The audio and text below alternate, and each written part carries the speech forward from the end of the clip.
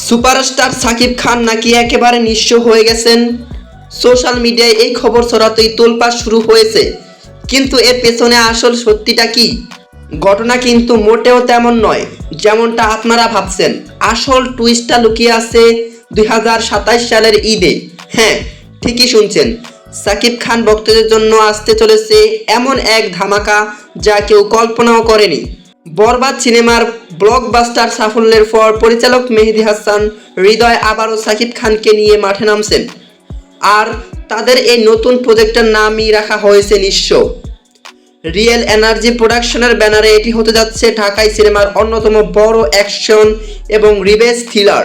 Shooting শুরু হবে 2026 এর অক্টোবরে, কিন্তু সবচেয়ে বড় রহস্য কোথায় জানেন? সাকিব খানের এই ছবিতে নায়িকা কে হচ্ছেন তা এখনো পুরোপুরি গোপন রাখা হচ্ছে। ঢলিউড নাকি বলিউড, কোথা থেকে আসছেন তো নতুন নায়িকা? 2027 এর ঈদ উল ফিতরে কিং খানের এই নিঃস্ব লুক দেখতে আপনারা কতটা এক্সাইটেড? কমেন্ট করে জলদি জানান।